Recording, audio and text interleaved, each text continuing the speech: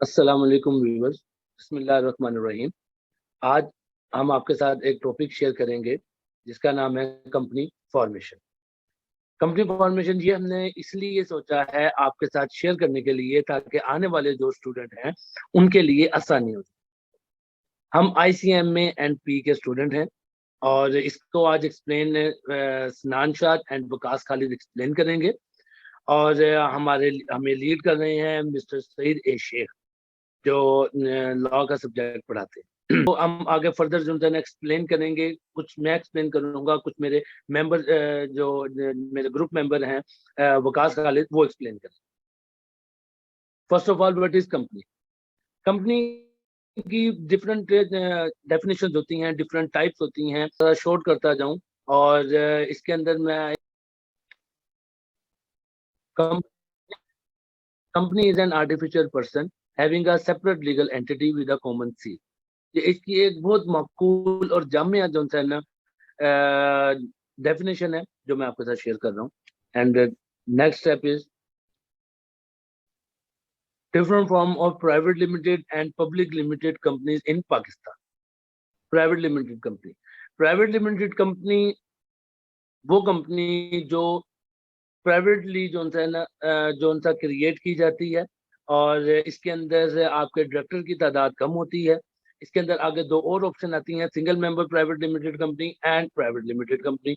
Single member private limited company में आपका जो सिंगल मेंबर होता है उसके थ्रू ये ऑपरेट होती है। फिर उसके बाद इसके अंदर एक और कॉन्सेप्ट ऐड होता है, लिस्टेड और नॉन लिस्टेड। लिस्टेड वो कंपनीज होती हैं जो आपके स्टॉक एक्सचेंज में रजिस्टर्ड हों, वो लिस्टेड कहलाती हैं, और जो स्टॉक एक्सचेंज में रजिस्टर्ड ना हो वो अनलिस्टेड कहलाती हैं। प्राइवेट लिमिटेड कंपनी लिस्टेड की ऑप्शन में नहीं आती, वो स्टॉक एक्सचेंज में रजिस्टर्ड नहीं होती। सिर्फ public limited company stock exchange में रजिस्टर की जा सकती है। Basic requirement for registration of company इन पाकिस्तान। इसके अंदर आपके पास बहुत मैंने सब्जेक्ट पॉइंट्स निकाल के रखे हैं। जैसे first of all, selection of suitable name must be in compliance with SECP guideline. सबसे पहले कोई भी आपने बिजनेस स्टार्ट करना है तो आपने उसके अंदर उसका नाम रखना है।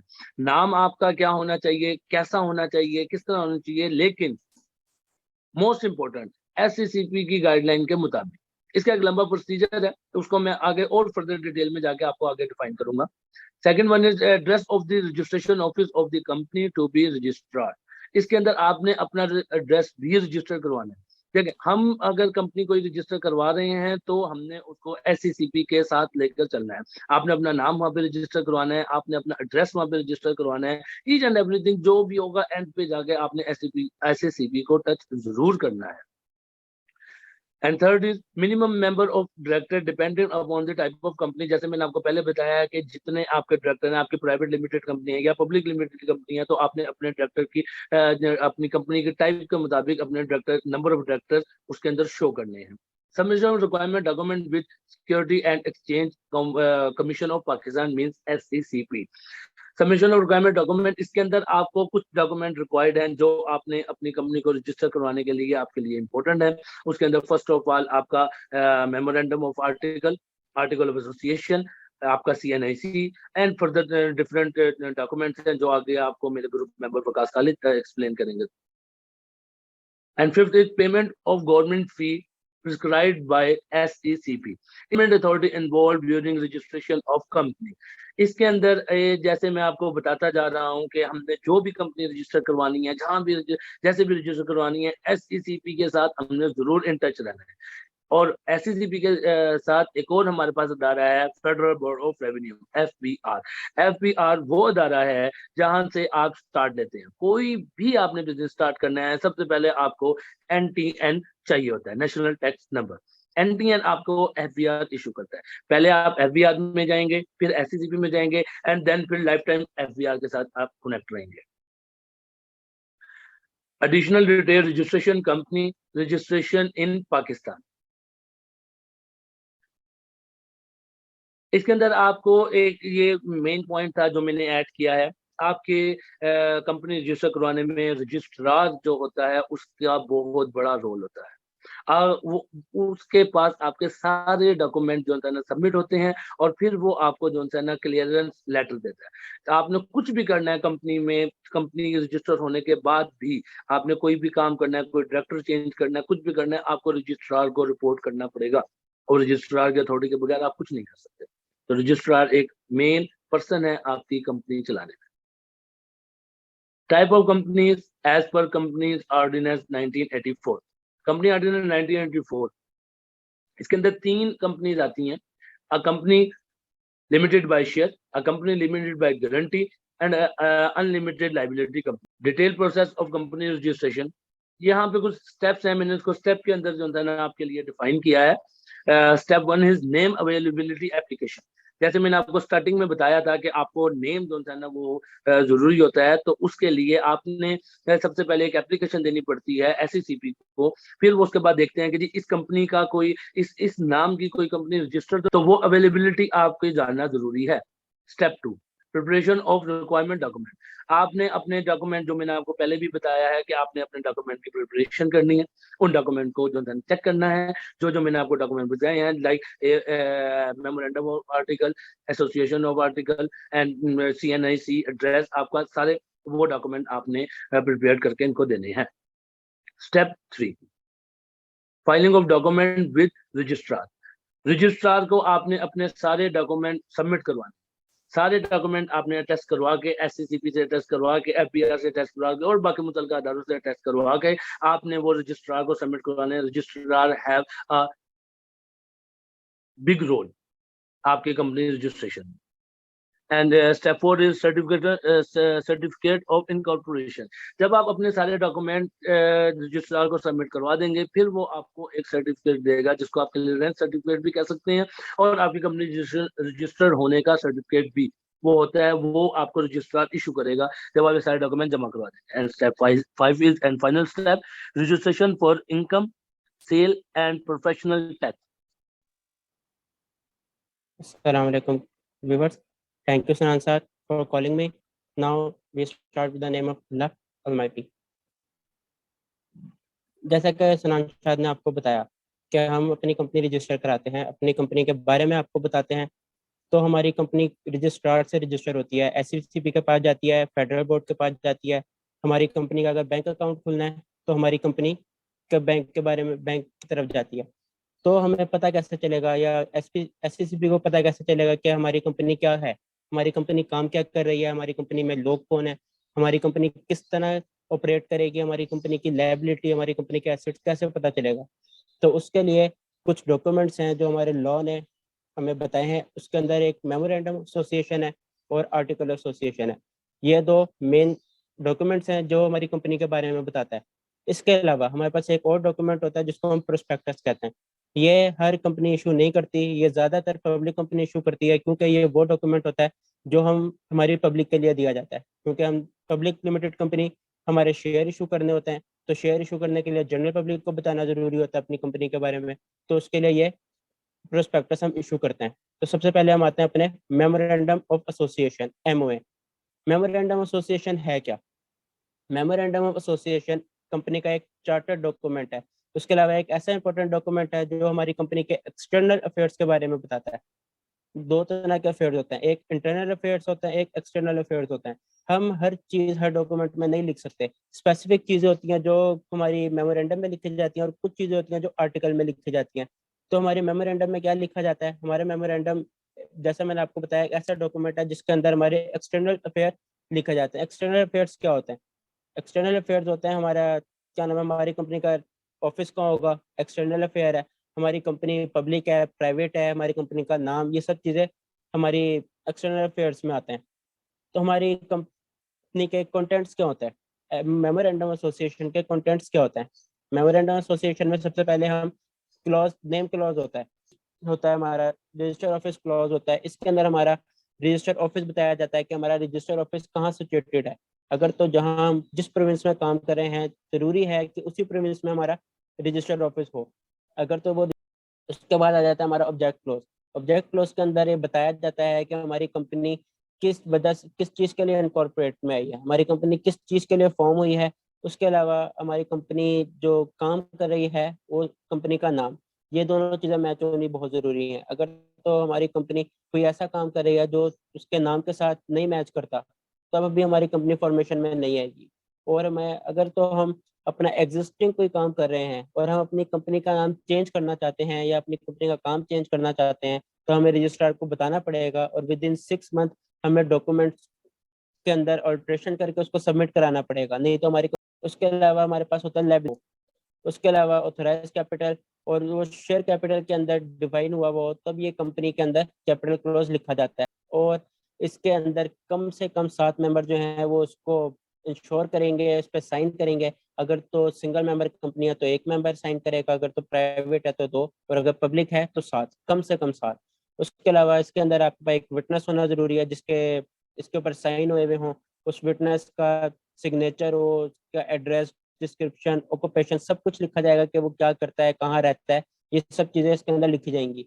और इसके अलावा एक और अहम चीज़ जो विटनेस के लिए ज़रूरी होती है या सब्सक्राइबर के लिए ज़रूरी होती है कि वो माइनर ना हो। हाँ, अगर तो वो माइनर है तो उसका गार्डियन साइन कर सकता है, वो खुद नहीं साइन कर सकता। उसके अलावा हम दूसरे डॉक्यूमेंट पे आ जाते हैं, अपने आर्टिकल ऑफ एसोसिएशन पे।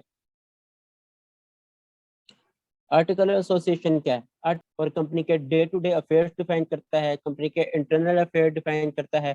उसके अलावा कंपनी के राइट्स, कंपनी के मेंबर्स के राइट्स, उसके डायरेक्टर के राइट्स और डायरेक्टर की पावर्स वगैरह सब चीज़ें डिफाइन करता है। कम इस कंटेंट्स क्या होते हैं? मेमोरेंडम ऑफ एसोसिएशन के जैसे कंटेंट्स है, इस तरह आर्टिकल ऑफ एसोसिएशन में भी कुछ चीज़ें लिखी जाती हैं। आर्टिकल एसोसिएशन में जो बताने वाली बातें होती हैं वो ये होती हैं कि आप अपने शेयर्स के डिवीजन बताते हो कि आपकी कंपनी में कैसे शेयर डिवाइड किए गए हैं, कितने मेंबर्स ने कौन से शेयर सब्सक्राइब किए हुए हैं, कितने शेयर सब्सक्राइब किए हुए हैं। उसके अलावा इसकी मीटिंग कैसे कंडक्ट होती है। आप अपनी मेंबर्स के वोटिंग राइट्स बताते हो कि कौन सी मेंबर के पास कितने शेयर हैं तो उसका वोटिंग राइट क्या है, और उसका मेथड्स वगैरह बताते हो। Relating to appointment of power, duties, disqualification, remuneration of director, हम आपका डायरेक्टर कितना आपसे उजरत ले रहा है, आपकी क्वालिफिकेशन, आपके डायरेक्टर की क्वालिफिकेशन, सब चीज़ें बताई जाती हैं। उसके अलावा रूल्स रिगार्डिंग कॉमन सील, आपके जो कॉमन सील है इसके मुताबिक आपके पास क्या राइट्स है, आपकी कॉमन सील कहाँ कहाँ यूज हो सकती है, कहाँ कहाँ एप्लीकेबल नहीं हो सकती। उसके अलावा आप मेथड बताते हो अपने लोन को सिक्योर करने का, और कंपनी को वाइंडिंग अप करने का प्रोसीजर भी बताते हो कि आपकी कंपनी कैसे वाइंडिंग अप होगी। उसके अलावा आप आ जाते हो प्रोस्पेक्टस पे। आपके पास अगला डॉक्यूमेंट जो है वो होता है प्रोस्पेक्टस। प्रोस्पेक्टस क्या है? प्रोस्पेक्टस भी एक ऐसा ही डॉक्यूमेंट है जो आपकी कंपनी के लिए जरूरी होता है, लेकिन हर कंपनी के लिए नहीं, पब्लिक कंपनी के लिए, जैसा मैंने आपको पहले बताया था। इसके अंदर आपकी सिक्योरिटीज के बारे में होता है, आपके शेयर कैपिटल के बारे में होता है, ऑथराइज कैपिटल के बारे में होता है, कितना आपका ऑथराइज कैपिटल है, कितना डिवाइड हुआ है। इसके अंदर एक इम्पोर्टेंट चीज जो होती है वो आपका ऑडिटर होता है। आपका ऑडिटर का नाम इसके अंदर लाजमी लिखा जाता है ताकि पब्लिक को पता हो कि आपका ऑडिटर कौन है, क्योंकि जितना अच्छा ऑडिटर होगा उतने अच्छे कंपनी के अफेयर्स चलेंगे, उतना शीशे की तरह कंपनी आपके सामने बता दी जाएगी कि आपकी कंपनी की ये लायबिलिटी हैं, ये एसेट्स हैं, ईच एंड एवरीथिंग आपको बता दिया जाएगा। प्रोस्पेक्टस के बाद आपके पास इसके कंटेंट्स होते हैं। प्रोस्पेक्टस में क्या क्या चीज़ें लिखी जाती हैं? प्रोस्पेक्टस में लिखा जाता है name and register office, company का नेम और रजिस्टर ऑफिस लिखा जाता है। इसके number of stock, name of stock exchange की कंपनी किस नाम से स्टॉक एक्सचेंज में है। उसके अलावा फॉर क्या नाम, एप्लीकेशंस के बारे में बताया जाता है, कैसे अपने एप्लीकेशन सबमिट करानी है। 90 मिनट्स के सब्सक्रिप्शन के बारे में बताया जाता है।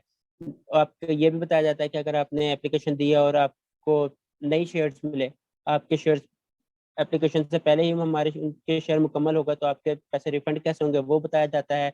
उसके अलावा आपको डेट बताई जाती है कि आपकी किस डेट के ओपनिंग और क्लोजिंग होंगे, हमारे शेयर किस डेट से मिलना शुरू होंगे और कब बंद हो जाएंगे। अंडर राइटिंग की टर्म्स बताई जाती है कि हमारा जो अंडर राइटर है उसके लिए क्या टर्म्स हैं, रिस्क फैक्टर बताया जाता है।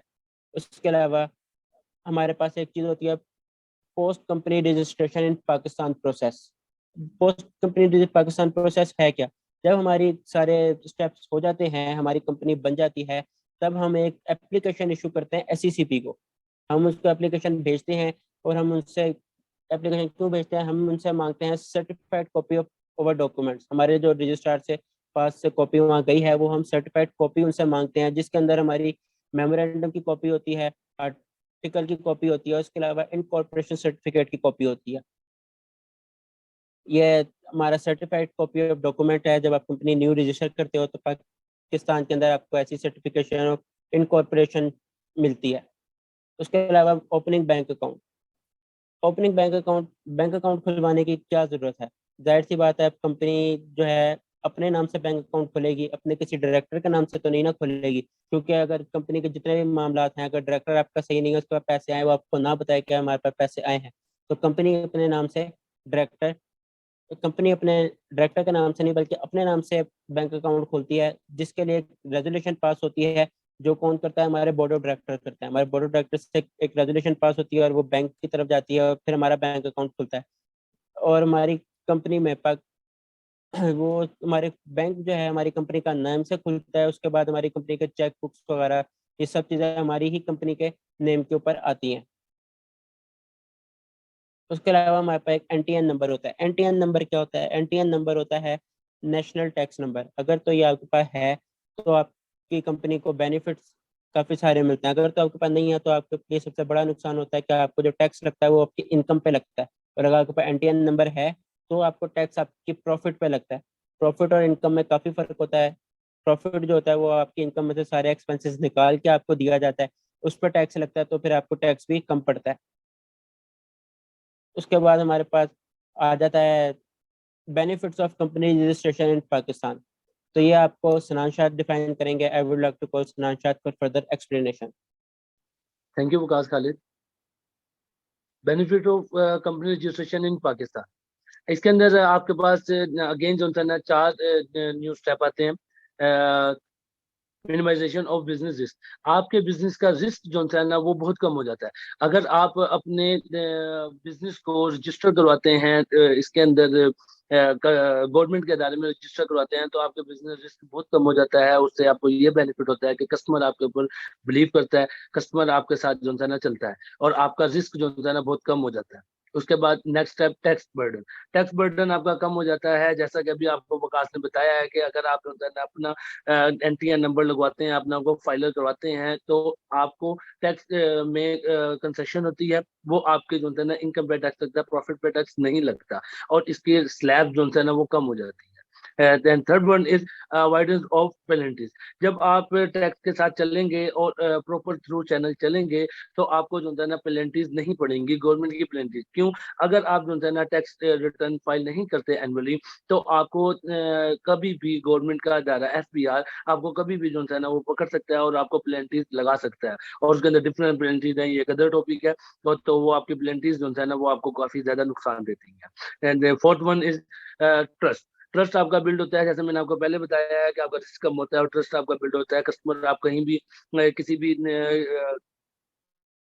दूसरी कंपनी में अपनी वेंडरशिप के लिए जाते हैं या किसी के साथ बिजनेस डील करते हैं तो उनको पता होता है कि जी गवर्नमेंट के अदारे में ये रजिस्टर्ड है, एससीजीपी से रजिस्टर्ड है, ये कंपनी फेक नहीं है, कहीं जा नहीं सकती, हमें नुकसान नहीं पहुंचा सकती। तो वो इसलिए कस्टमर का आपके ऊपर ट्रस्ट बिल्ड हो जाता है।